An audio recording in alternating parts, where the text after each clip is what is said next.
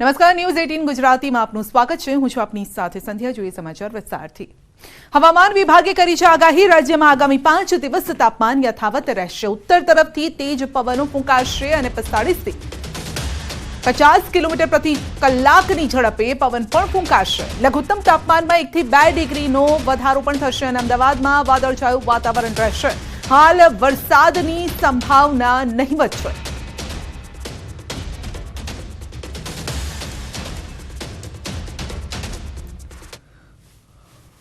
हम गुजरात की बात करें तो मौसम मुख्य तौर पे जो है ड्राई बना रहेगा।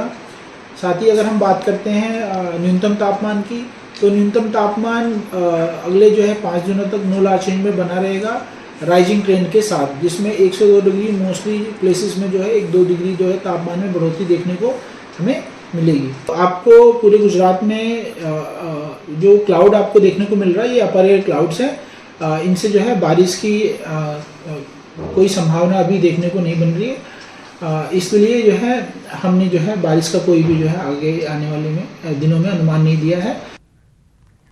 પીએમ મોદી 12 માર્ચે ફરી આવી શકે છે ગુજરાત। નવીનીકરણ થયેલા ગાંધી આશ્રમનું કરી શકે છે લોકાર્પણ અને સૂત્રો દ્વારા મળતી માહિતી અનુસાર પીએમ ગુજરાત આવી શકે છે। પીએમ મોદી અમદાવાદ આવે તેવી પ્રબળ શક્યતા છે। ગાંધી આશ્રમનું 1200 કરોડના ખર્ચે નવીનીકરણ થશે અને આશ્રમના 300 જેટલા મકાનને હેરિટેજનું સ્થાન પણ અપાશે। આશ્રમને મૂળ સ્થિતિમાં જાળવી વર્લ્ડ ક્લાસ બનાવાશે। હાલના આશ્રમવાસીને બહાના ભાગે ટેનામેન્ટ ફાળવાઈ ચૂક્યા છે। ગાંધી સંશોધન અને વિકાસ વિસ્તાર માટે નવો વિભાગ શરૂ થશે। હાલનો રસ્તો બંધ કરાય છે અને ત્યાં વોકવે બનાવવામાં આવશે। તો પીએમ ફરી ગુજરાત આવી શકે છે। ખાસ કરીને અમદાવાદની મુલાકાત લઈ શકે છે। ગાંધી આશ્રમનું લોકાર્પણ કરી શકે છે। નવીનીકરણ થઈ રહ્યું છે ગાંધી આશ્રમનું।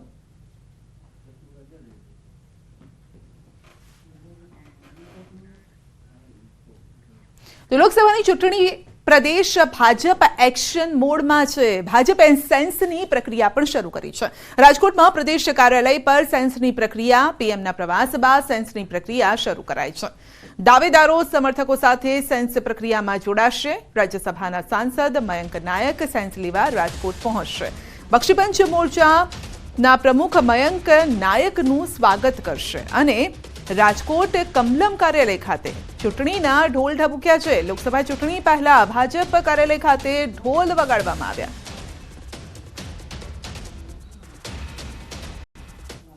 જનતા પાર્ટી ગુજરાતે 26 અને 27 2 તારીખ નિશ્ચિત કરી છે અને મોટા ભાગના લોકસભા વિસ્તારમાં આજના જ દિવસે અપેક્ષિત લોકો પાસેથી ઉમેદવાર વિશે આગામી ચૂંટણી માટે સેન્સ લેવામાં આવશે। બહુ ઉચ્ચ કક્ષાએ છે। હું તો પ્રકાશ સોની તરીકે આ શહેરના પ્રભારી તરીકે એટલું કહું કે ત્યાંથી જે નિર્ણય આવશે એને બધા જ કાર્યકર્તાઓ ઢોલ વગાડીને વધાવી લેશે। લોકસભાની ચૂંટણી પહેલા કોંગ્રેસ આપમાં મોટું ભંગાણ સર્જાઈ રહ્યું છે। આવતીકાલે ભાજપમાં મોટો ભરતી મેળો। 10,000 વિવિધ પક્ષના કાર્યકરો ભાજપમાં ભળી શકે છે। કમલમમાં વિવિધ પક્ષના કાર્યકરો કરશે કેસરિયા। રાહુલ ગાંધીની ગુજરાત મુલાકાત પહેલા જ કોંગ્રેસ અને આમ આદમી પાર્ટીમાં ભંગાણ। તો લોકસભા ચૂંટણી પહેલા કોંગ્રેસને ઝટકો। મોરબી કોંગ્રેસમાં રાજીનામાનો દોર। મહામંત્રી શહેર કોંગ્રેસ પ્રમુખ ચેતન એરવાડિયાનું રાજીનામું। અગાઉ પૂર્વ પ્રમુખ જયંતિ પટેલે પણ આપ્યું હતું રાજીનામું અને ચેતન એરવાડિયા, અશ્વિન વેડજા, પ્રકાશ બાવરવાનું રાજીનામું। કિશોર ચીખલિયા ભાજપમાં જોડાયા હતા।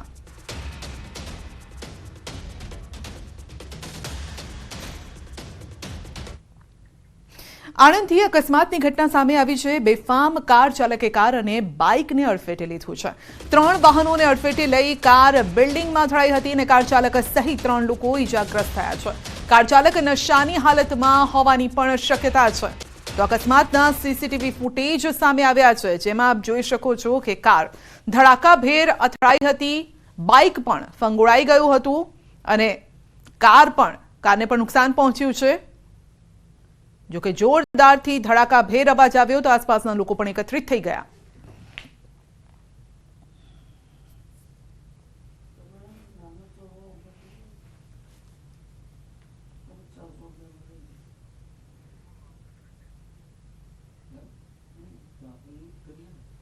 તો કાર ચાલક સહિત 3 લોકો ઈજાગ્રસ્ત થયા છે.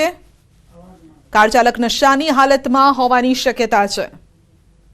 અકસ્માતની વધુ એક ઘટના સામે આવી છે. આણંદથી આ દ્રશ્યો સામે આવી રહ્યા છે. બેફામ કાર ચાલકે કાર અને બાઇકને અડફેટે લીધું હતું. તો 3 વાહનોને અડફેટી લીધા હતા. ત્યારબાદ લોકો પણ એકત્રિત થઈ ગયા. તો મોટો સવાલ હવે એ છે કે એક જે બાબત સામે આવી રહી છે, કાર ચાલક નશાની હાલતમાં હોઈ શકે છે તે પ્રકારની બાબત સામે આવી રહી છે. જો કે પોલીસ આ અંગે તપાસ કરી રહી છે કે શું કાર ચાલક નશાની હાલતમાં કાર હંકારતો હતો, કારણ કે સીધું જ તે બાઇક સાથે અથડાય છે આ કાર અને ત્યારબાદ દિવાલ સાથે અથડાય છે અને થંભી જાય છે. તો જે કાર ચાલક હતું તે પણ લોહી લુહાણ થયો હોય, એક મહિલાને પણ ઈજા થઈ છે તે પ્રકારની વિગતો સામે આવી રહી છે. વધુ અપડેટ મેળવીશું સંવાદદાતા જનક પાસેથી. જી જનક, ચોંકાવનારા એક વિડીયો દ્રશ્યો સામે આવી રહ્યા છે, પરંતુ અકસ્માત થયો કેવી રીતે? એક બાબત એ સામે આવી રહી છે કે કાર ચાલક નશામાં હોઈ શકે છે. ચોક્કસ સંધ્યા, છેલ્લા 1 મહિનામાં આ લગભગ 9મી ઘટના છે. આણંદના ટાઉન હોલ વિસ્તારમાં એક બેફામ કાર ચાલકે 2 બાઇક ચાલકોને અડફેટે લીધા હતા અને 2 જેટલા લોકોને ગંભીર ઇજાઓ પહોંચાડી હતી. ત્યાં નજીકમાં એક સીસીટીવી કેમેરાની ફૂટેજ છે જે વિઝ્યુઅલમાં સ્પષ્ટ દેખાય છે કે એક જે દુકાનનો એક વિસ્તાર છે ત્યાં આ રીતે કાર ચાલક એનો સ્ટેરિંગનો કાબુ ગુમાવ્યો હતો. ત્યારબાદ ન્યૂઝ 18 એની સાથે વાત કરવાનો બી પ્રયાસ કર્યો. અમે એની જે સાથેની વાતચીતમાં સ્પષ્ટ જણાઈ રહ્યું છે કે એની જબાન બોલતી વખતે લડખડાતી હતી, એટલે જાણે એક જે નશો કરીને જે વ્યક્તિ બેઠી હોય અમે જે રીતે વાતચીત કરે એવું સ્પષ્ટ દેખાતું હતું. હાલ તો પોલીસ આ વિશે તપાસ કરી રહી છે અને જે 2 ઘાયલ લોકો હતા એને તાત્કાલિક સારવાર આપવામાં આવી છે. સદનસીબે આ જે કોઈ ઘાયલો છે એને બહુ સામાન્ય ઈજા છે. જી સંધ્યા. જી જનક, આપનો આભાર. સુરતમાં પરિણીતાએ 9મા માળેથી લગાવી છે છલાંગ. 30 વર્ષીય પરિણીતાએ કર્યો છે આપઘાત અને ઘરની બાલ્કનીમાંથી મોતની છલાંગ લગાવી છે. સારવાર દરમિયાન મહિલાનું મોત થયું છે. તો પરિણીતાએ 9મા માળેથી છલાંગ લગાવીને આપઘાત કર્યો છે. 30 વર્ષીય પરિણીતાએ આપઘાત કર્યો છે. તો બાલ્કનીમાંથી છલાંગ લગાવી હતી. વધુ અપડેટ મેળવીશું સંવાદદાતા કીર્તેશ પાસેથી. જી કીર્તેશ, એક મહિલાનું મોત અને આપઘાતનો આ કેસ છે, શું કારણ આની પાછળ? બિલકુલ, સુરતના પાલ વિસ્તારમાં રહેતી 30 વર્ષીય પરિણીત મહિલા અચાનક પોતાના ઘરના 9મા માળેથી એટલે કે બાલ્કનીમાંથી જે રીતે જમ્પ લગાવી મોતને વાળું કર્યું છે, જેને લઈને સમગ્ર વિસ્તારમાં ચકચાર મચી જવા પામી છે. કારણ કે પરિણીતાએ 9મા માળેથી જે રીતે આપઘાત કર્યો છે તેને લઈને ઘણા બધા રહસ્યો ઘૂંટાઈ રહ્યા છે. કારણ કે મહિલાએ એવું તો શું થયું કે 9મા માળેથી કૂદીને આપઘાત કરવો પડ્યો. મહિલાનું પડતાની સાથે ઘટનાસ્થળે કરુણ મોત થયું છે. ઘટનાની જાણ થતાં પોલીસ તાત્કાલિક ઘટનાસ્થળે દોડી જઈ આ મામલે તપાસનો ધમધમાટ શરૂ કર્યો છે. હાલ આ મહિલા મોતને બેઠી છે, તેને લઈને તપાસ તેજ કરવામાં આવી છે. જી કીર્તેશ, આપનો આભાર.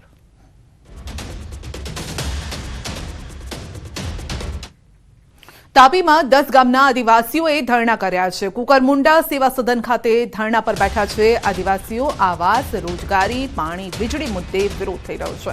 અગાઉ મામલતદારને તેઓએ આવેદનપત્ર પણ આપ્યું હતું. જોકે અત્યાર સુધી પ્રશ્નોનું નિરાકરણ ન આવતા ભારે રોષ વ્યાપ્યો છે અને જેના કારણે જ તેઓ ધરણા પર બેસી ગયા છે.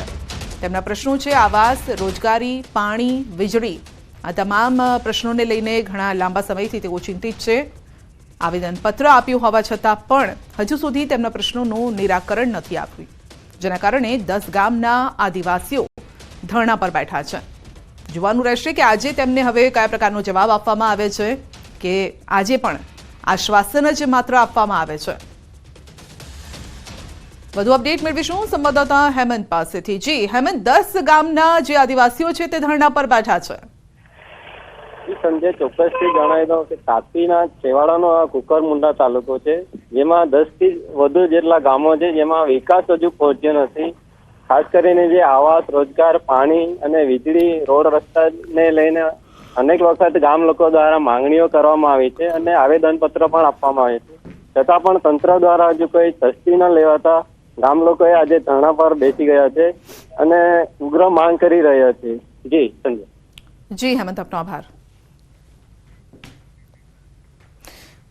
ખંભાળિયા પોરબંદર હાઈવે પર ગાંડા બાવળનું સામ્રાજ્ય વધી જતા વાહન ચાલકોને હાલાકી વેઠવાનો વારો આવ્યો છે. રોડની બંને સાઈડ પર 5 થી 6 ફૂટ સુધી બાવળની ડાળખીઓ આવી જતા વાહન ચાલકોને બાવળ વાગવાની શક્યતા છે. ઉપરાંત બાવળના કારણે સામે આવતું વાહન પણ જોઈ શકાતું નથી, જેથી અકસ્માતનો ભય વધુ રહે છે. વાહન ચાલકોની માંગ છે કે ખંભાળિયા પોરબંદર પાસે આવેલા ગાંડા બાવળને વહેલી તકે દૂર કરવામાં આવે, જેથી વાહન ચાલકોને મુશ્કેલીનો સામનો ન કરવો પડે. ખંભાળિયા પોરબંદર હાઈવે ઉપર આ ગાંડા બાવર એટલા વધી ગયા છે કે રોડની સાઈડમાં હવા આવી ગયા છે રોડ ઉપર, અને કોઈ વાહનને ઓવરસાઇડ કરવી હોય ને તો અકસ્માત થવાનો ભય રહે છે. તો તંત્રને એવી માંગ છે કે વહેલી તકે આ બાવળનો નિકાલ કરે. અત્યારે આપણે ખંભાળિયા પોરબંદર રોડ ઉપર જોઈ શકીએ કે રોડ ઉપર જે ગાંડા બાવળ છે એ રોડ ઉપર એટલા બધા આવી ગયા છે કે ટુ વ્હીલ વાળાને અપડાઉન જે કરતા હોય ટુ વ્હીલ વાળા એના માટે અકસ્માત સર્જે એવી પરિસ્થિતિ નિર્માણ થાય છે. જે આ ગાંડા બાવળ જે રસ્તા ઉપર આવી ગયા છે એના માટે થઈને વાહન લઈને જવામાં તકલીફ પડે છે.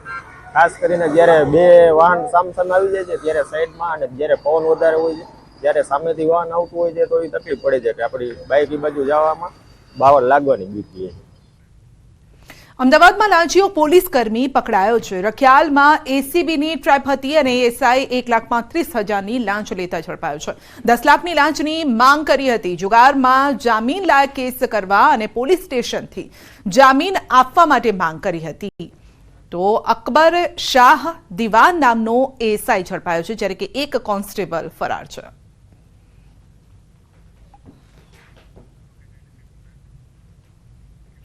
સુરતમાં આશ્રમ રોડ પરથી ત્યજી દેવાયેલી હાલતમાં બાળકી મળી આવી છે. શહેરના કતાર ગામમાં તાજી જન્મેલી બાળકી મળી આવી છે. બાળકીનો રડવાનો અવાજ સાંભળતા જ રાહદારીઓની બાળકી પર નજર પડી હતી અને હાલમાં બાળકીને સિવિલ હોસ્પિટલના એનઆઈસીયુમાં દાખલ કરવામાં આવી છે.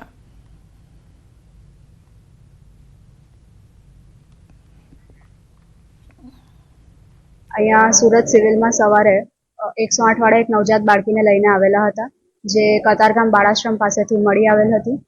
બાળકીની સ્થિતિ હાલ સ્ટેબલ છે અને એને આગળ વધુ સારવાર માટે એનઆઈસીયુમાં મોકલવામાં આવી છે અને કતારગામ પોલીસને જાણ કરવામાં આવી છે. બુલેટિનમાં આગળ વધીશું નાનકડા બ્રેક બાદ.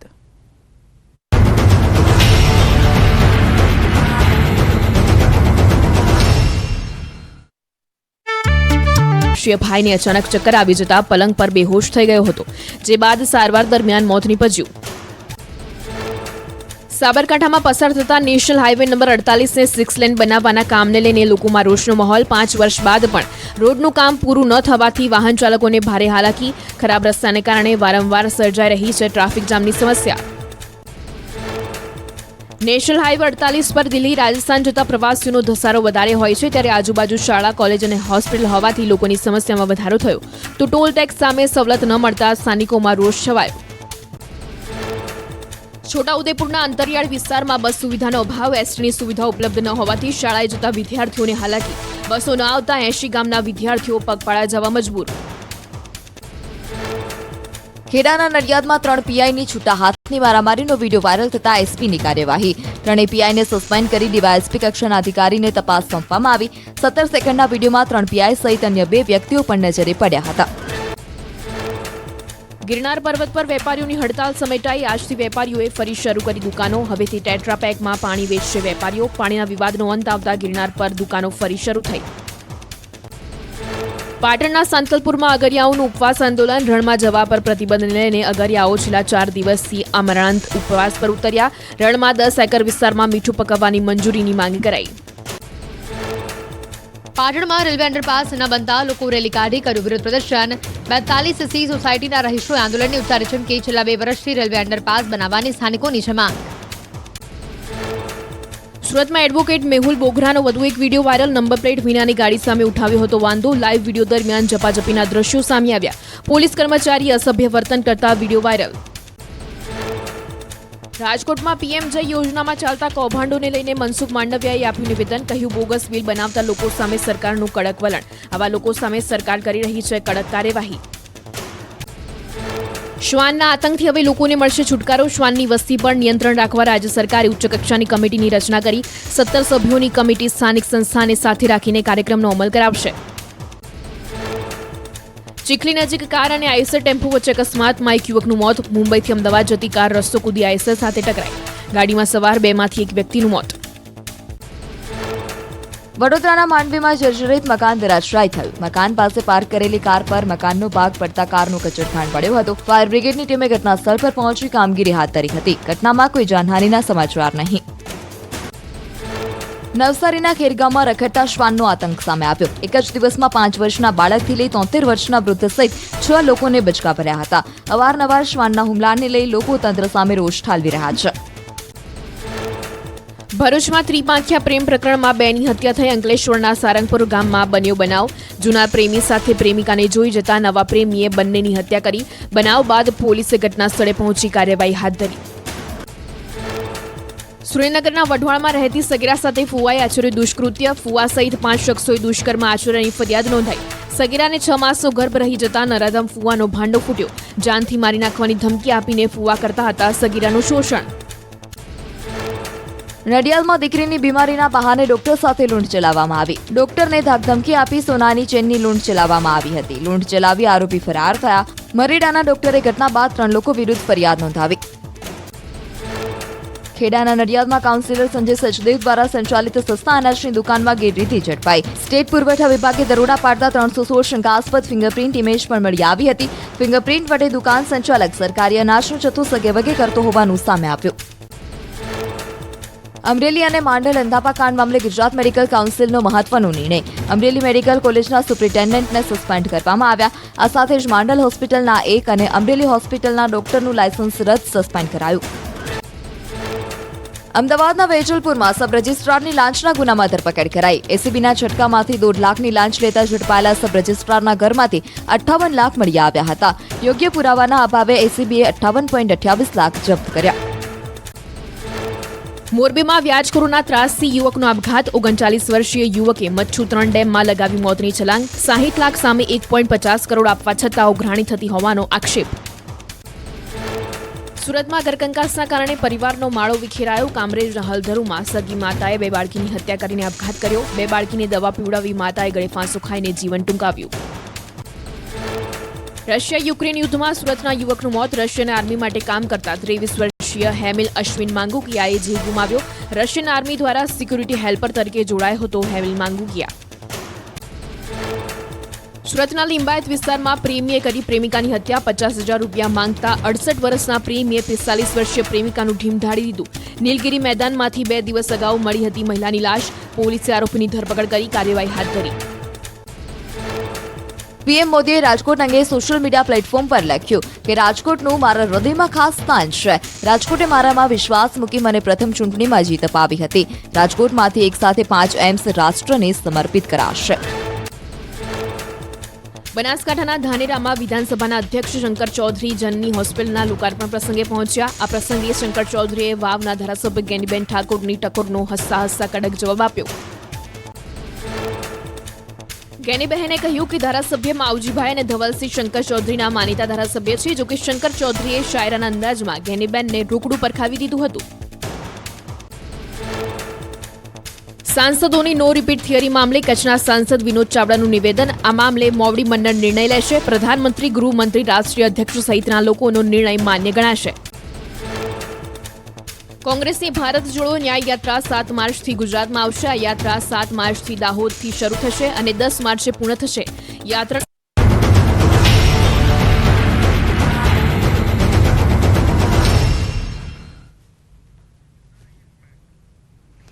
રિલાયન્સ ઇન્ડસ્ટ્રીઝ અને રિલાયન્સ ફાઉન્ડેશને વન તારા કાર્યક્રમની જાહેરાત કરી છે, જે અંતર્ગત ભારતમાં અને વિદેશમાં ઇજાગ્રસ્ત, પજવેલા, ડરેલા પ્રાણીઓના રેસ્ક્યુ, સારસંભાળ અને પુનર્વસનની કામગીરી કરાશે.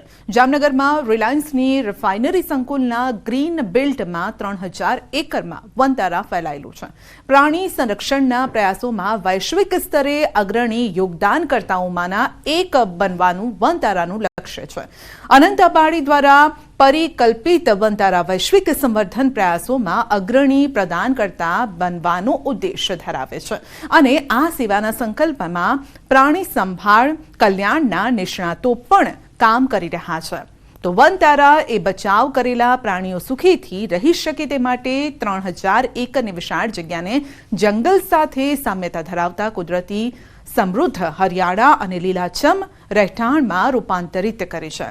ભારતની અનન્ય વનતારા પહેલ રિલાયન્સ અને રિલાયન્સ ફાઉન્ડેશનના બોર્ડના ડાયરેક્ટર અનંત અંબાણીના પ્રખર નેતૃત્વ હેઠળ પરિકલ્પિત થઈ છે અને અસ્તિત્વમાં આવી છે. અનંત અંબાણી જામનગરમાં રિલાયન્સના મહત્વાકાંક્ષી રિન્યુએબલ એનર્જી બિઝનેસનું પણ નેતૃત્વ કરી રહ્યા છે અને તે ક્ષમતામાં 2035 સુધીના નેટ કાર્બન ઝીરો કંપની બનવાની રિલાયન્સની યાત્રાનું નેતૃત્વ કરે છે.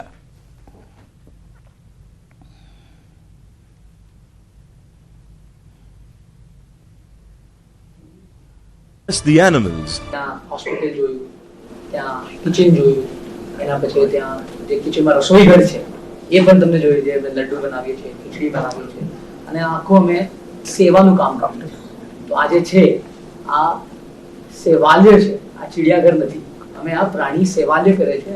અહીંયા સેવાનું જ કામ અને હાથીમાં અમારી પાસે હમણાં સુધી અમે 200 થી વધારે હાથીને રેસ્ક્યુ કર્યા છે, અહીંયા લાવ્યા છે.